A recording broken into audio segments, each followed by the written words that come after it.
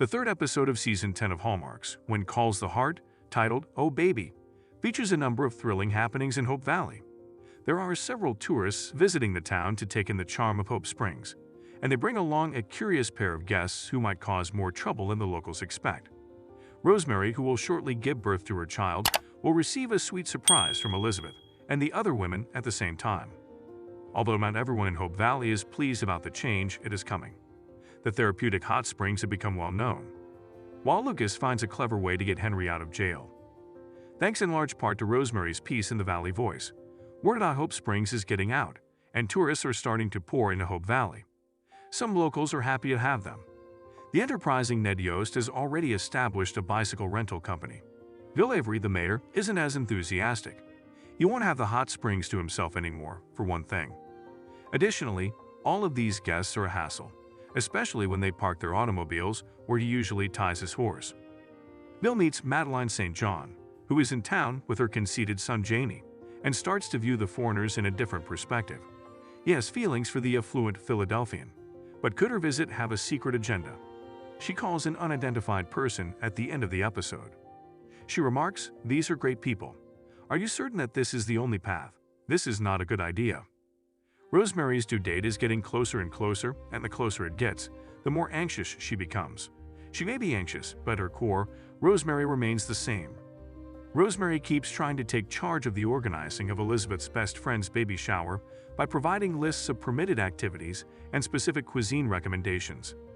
Rosemary is unaware that Elizabeth and the other ladies in the community have made covered plans to hold the shower a week sooner than scheduled. After escorting the soon-to-be mother to Fiona's beauty salon for a day of treatment, Elizabeth returns her to the cafe, where all of her friends are waiting to surprise her. Rosemary receives some great gifts at the lovely party, of course. What's more, her pals encourage her that she'll make a terrific mother. The former theater diva is instructed by Elizabeth to consider motherhood as her greatest role. Rosemary is fully aware of Elizabeth's plans, but it does not mean that she does not value the effort. "You were aware of my anxiety. You wanted to support me through it even though you knew I had misgivings," she says. Elizabeth responds, "Supporting other mothers is a vital aspect of motherhood." Last week, when Lucas sat down to play poker with Elizabeth's Aunt Agatha, we were reminded of his aptitude with the cards. He uses those abilities again this week, although he's playing a somewhat different game this time. As Henry Gowan awaits sentencing for his part in the mine explosion, Lucas' former business colleague Jerome Smith is still in the area. By claiming that by detonating the mine, he actually did them both a favor, Lucas asks Jerome to abandon his lawsuit against Henry. There's a significant likelihood that there would have been another collapse if they had gone ahead with the reopening.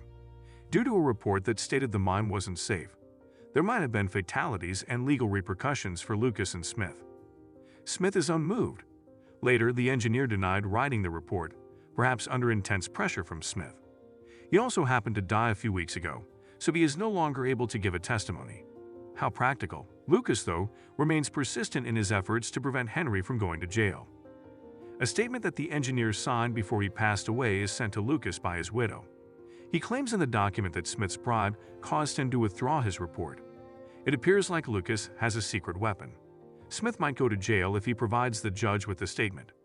The dishonest businessman decides against taking a chance and drops his lawsuit against Henry. But things take a turn. Smith is never shown the declaration by Lucas. The only thing in the envelope, which he gives to Hickam to store somewhere secure, is a blank sheet of paper. Smith was taken in by Lucas' bluff. All of this indicates that Henry will avoid prison. As you can anticipate, he's not all that excited about that. In order to deal with his guilt over the mine explosion that claimed the lives of so many men years earlier, he wants to pay his own bill and go to prison. But as it turns out, Henry's actions had a pleasant surprise. He detonated the mine, which resulted in the hot springs and may have improved the future of Hope Valley. In other parts of this When Calls the Heart episode, Faith allows Nathan to accompany her on her rounds, but only unwillingly. What does Rosemary have in her trunk that she doesn't want you to see? Is it one of her vintage acting costumes? Lucas makes the nice suggestion to Elizabeth that they make their wedding cake from an old family recipe. The low-key bride-to-be gets scared before realizing he's joking when he suggests they wrap the cake with gold leaf.